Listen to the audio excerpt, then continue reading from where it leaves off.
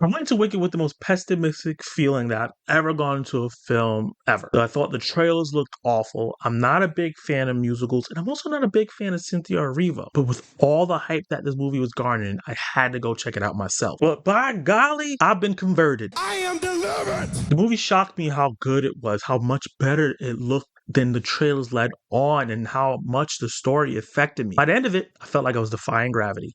Let's talk about it. Wicked feels like the love child of Mean Girls, Harry Potter, and The Wizard of Oz, and it's a magical chaos I didn't know I needed. Picture this: Ariana Grande's Glinda strutting through the halls like Regina George with a magical wand, a lot of sparkles and sprinkles in pink, and way more high notes. She even got her own versions of the plastics. Everyone worships her like she's the CEO of the Oz TikTok. Grande, she absolutely kills it. Her comedic timing, chef's kiss. Her emotional death unexpectedly top tier. She's like a Saturday morning cartoon character throughout the film, the way she moves, talks, and acts, but she grounds it in a way where she's still a totally relatable character. When you see someone that is mainly a singer casted in a film, you really think that they're there for the singing aspect of it for the most part. And I came here for the vocals because you know she can go, but damn, I stayed for the character work. She did a fantastic job as one of the main anchors of this film. And on the flip side of that, we have Cynthia Erivo's Elphaba, the green queen of outcasts. She's a no-nonsense, don't mess with me challenger of Glinda's reign at the school. Their relationship and their dynamic gives major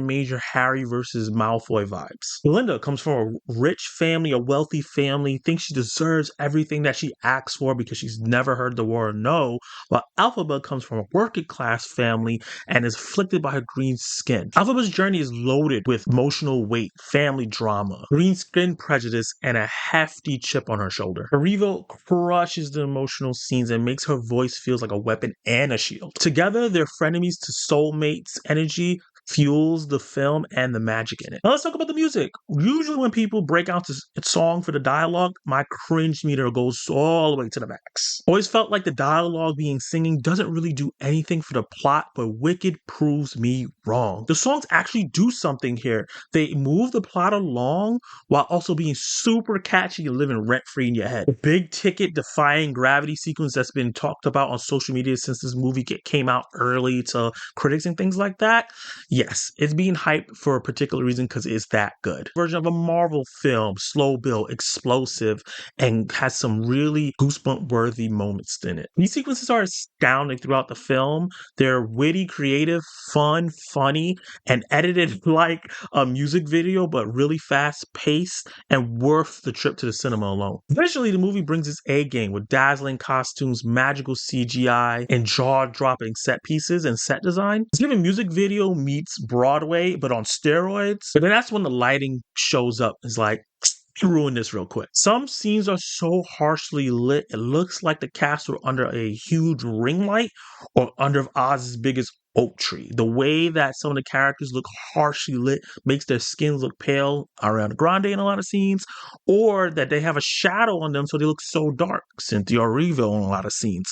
I'm not sure why this was the case, but hopefully it's improved in the part 2 of this film. The biggest letdown in this film that it really suffers from being a part 1 story-wise. So many things are brought up, but nothing feels fully wrapped. The heavy themes of racism, xenophobia, survivor's guilt are only just scratching the surface in this film, but it feels like they're saving all the heavy stuff for part 2. But despite its flaws, Wicked delivers a blockbuster musical experience. Iconic performances, laugh-out moments, memorable songs, and stunning visuals that make you go reach for your phone to post about it as soon as the credits start rolling. It's fun, it's fabulous, and definitely worth the trip to Oz. Well, your nearest cinema. With all that said, I'm going to give Wicked a B. Question of the day is, what is your favorite musical? Drop all your answers down below and let me know. And you can watch more of my content right now.